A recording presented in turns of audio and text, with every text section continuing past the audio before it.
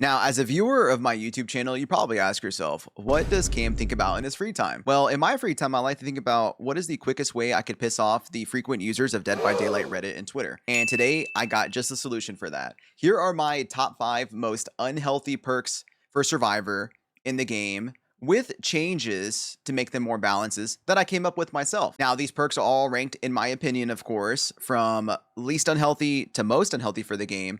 And that doesn't necessarily mean that they're overpowered.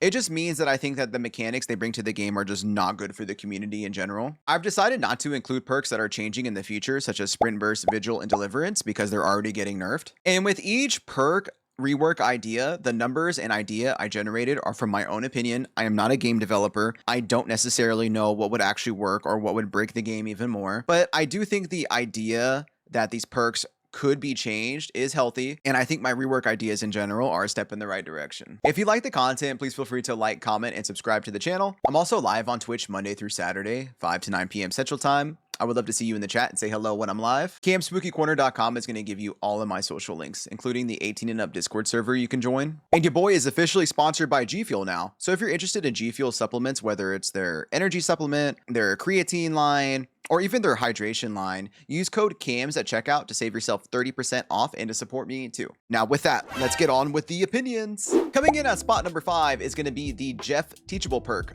Breakdown. As of right now, the current state of Breakdown, whenever you are unhooked, the hook breaks for 180 seconds before it respawns again, and you're able to see the killer's aura for 6 seconds. I think in general, this perk is just really unhealthy because removing a killer's ability to hook somewhere for 180 seconds, I think is just very detrimental to the killer based off of how the hook RNG can be in the area. Now, I don't think that breaking a hook in general is bad because when it comes to sabotaging plays, saboed hooks don't take nearly as long to respawn, and sabotaging keeps you off a generator and is a very risky play to begin with that a killer can easily punish. So it's not about just hooks being broken in general that's bad. It's just the duration of this perk that makes it last forever. Also, I'm sure a lot of killer players can relate to this right here with what I'm about to say, where if you're going against a bully squad and they're all running no mither, flip-flop, boil over, breakdown, and taking sabo toolboxes, they can make your life hell for as long as possible. Because what they're going to do is they're going to find a hook that's in an area where no other hooks are around. They're going to break down that hook and they're going to make it impossible for you to hook them. I think this is like a borderline exploit and just an easy way to bully a killer, and reworking this perk can make it healthier for everybody. So now here comes my rework idea. My rework idea is that instead, whenever you are unhooked, both you and the person that unhooked you gain aura on the killer for 8 seconds. Now we could obviously tweak the numbers as much as we need to, but I think this incentivizes a lot healthier for playstyle for Survivor. Doesn't remove the killer's ability to hook you. And I think it's also a great teachable perk too, because this is going to incentivize not only the person being unhooked, but the person performing the unhook to be more cognizant of their surroundings. It's where they really have to think about whether they want to heal under the hook, which isn't really a great practice to begin with, or where they can safely rotate to go and heal each other in a much safer location. This also will give them information to where if the killer wants to come back to the hook to tunnel, they can see what direction he's coming from and run the opposite direction and find a safer resetting point. In slot number 4, it's going to be everyone's favorite Jill perk, Resurgence. The current state of Resurgence right now is whenever you are unhooked, you're automatically going to be given plus 70% of your healing progress. I think not only does this incentivize lazy gameplay and incentivize a bad practice in general, which is healing under the hook, which is the quickest way to get tunneled in a game of Dead by Daylight, I think this also greatly takes away a killer's pressure to be able to snowball with injuries, because just how a killer can pressure survivors with slowing down gens, keeping survivors injured as long as possible is another great way for killers to build pressure as well. This perk basically gets rid of that in general and can be very punishing, especially to weak killers, because even if the killer's idea is just to come back to the hook, not even a tunnel, but just to make sure you can't reset safely in time, this basically takes any thought process out the window and makes it so easy for you to reset. Now here comes my rework for the perk. Instead, after you are unhooked by any means, you're going to gain plus 50% self-healing speed for the next 60 seconds. During this time, you're also going to see the aura of a generator on the map with the most repair progress on it. I think the whole idea of Resurgence is to get you off the hook and back into the game as fast as possible. I wanted to keep the idea of that, but do it in a way that's just not so punishing for killer and requires thought process. So now when you unhook yourself, you can have your teammate start going back to the objective, which is a plus for Survivor, and you're going to be able to heal yourself faster, whether it be with the med kit or a perk like self-care, and you're going to have to consciously think about it too. Do you have the time to reset under the hook? Do you need to go down into a corner corner and get away and safely heal yourself. And you're also going to get the high risk, high reward value of the perk too, where you're going to see the most progress generator on the map's aura. So you can not only get back into the game faster, you can also get back to the most important objective as well,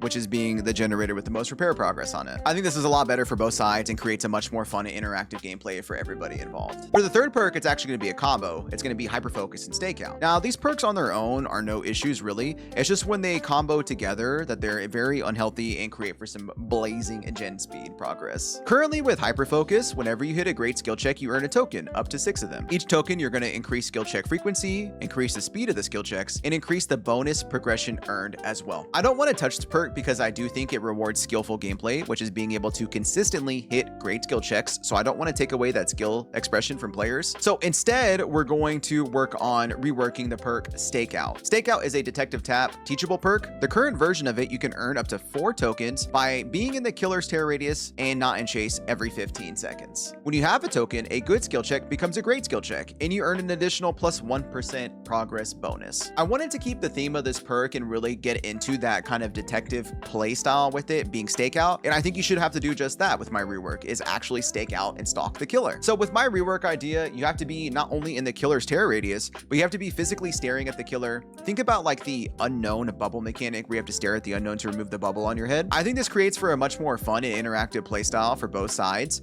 Killer can counter it because not only can you see the survivor potentially and chase them away from you, it's also going to keep the survivor off generators and give them some sort of risk for having to farm the tokens they want to farm. Now for my rework idea, I am going to give it a little bit of a buff in a way. I'm going to give it up to 6 tokens instead of 4. So it's higher risk, higher reward, higher payoff. You have to be in the killer's terror radius and staring at the killer, and every 6 seconds, you're going to earn a token. So basically at the 36-second mark, you're going to farm all 6 tokens that you want, and you can choose to spend them how you want. You can try to break a 3-gen, you can try to maybe save them if you want for a last generator of the match, however you want to play and use the tokens to begin with. I think this is going to be great for content creators and also just more interactive survivor gameplay in general.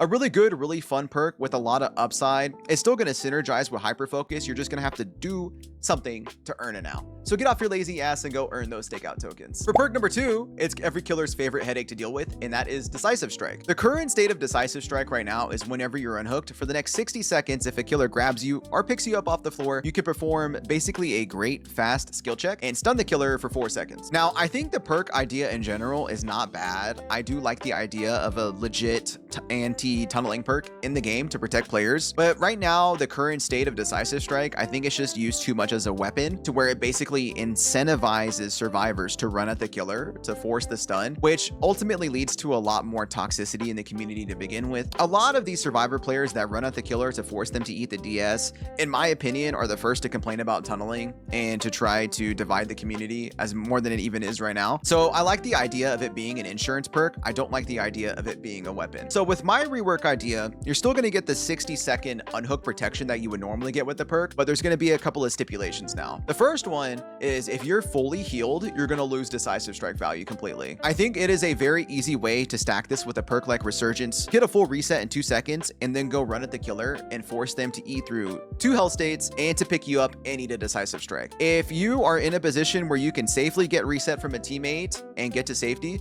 then you don't need the insurance of Decisive Strike. So if you become fully healed, the perk's going to become disabled. Also, for my second idea with the perk, if you take a protection hit, the perk becomes disabled as well. This perk is meant to be insurance. It is not meant to be a weapon. So if you're trying to body block and force killers to tunnel you just to eat a Decisive Strike, I think this is not a healthy playstyle that should be promoted at all, and I think it should be punished by losing your Decisive Strike if you take a protection hit. When it comes to my rework idea, I think this one was the trickiest for me to kind of figure out because I feel like you could get unhooked and accidentally be blamed for taking a protection hit when it really wasn't. The killer just decided to go after you. So I would really love to know y'all's thoughts on this rework idea that I have. I just had another random idea right now in my head. Decisive Strike is now a global perk too. So any baby survivor can gain access to the perk and not understand really what it's meant for. And that could just teach people very early in their survivor career that running at the killer after being unhooked is a good idea. We should never incentivize this playstyle. So that's just a little tidbit I had to throw in the video right there. For spot number 1, the moment we've all been waiting for, the most unhealthy perk in the game that I cannot believe has not even been discussed or touched on yet by the developers, is everyone's favorite Tori Kane teachable perk. Shoulder the burden. So with shoulder the burden, the current state of it right now, whenever you unhook a teammate using the active ability button, you're going to remove a hook state from that teammate and you're going to gain the exposed status effect for 40 seconds. Now, I think this perk is just incredibly busted. It's not allowed in competitive Dead by Daylight gameplay for a reason. They know how broken it is. The current meta of killer right now, as you've probably seen in one of my previous videos, is what Swifts are starting to do is they're starting to stack it. You're going to have up to 2 or maybe even up to 3 people running shoulder the burden, which I think is incredibly busted. A killer's best tool to win a game is tunneling. I think tunneling comes down to more of macro decision making on the survivor end than the killer just choosing to obviously take an advantage of the game. And I think this perk is just way too low risk versus how high the reward actually is. Being exposed for 40 seconds sounds like a lot, but think about it. If the killer, especially a non-mobile killer, wants to go back to the hook to actually punish you for using shoulder, the time it's going to take them to walk across the map to get to you is going to eat into that timer. Also, when they get to you, you're going to have resources. You're going to have windows. You could have a strong main building. You could have plenty of pallets to drop to delay the killer's time as much as possible. And the perk Vigil also makes this perk incredibly busted. Even with the rework version of Vigil coming out, the 40-second exposure timer is still only going to go down to what, 20 something seconds, I think is what it's going to come down to.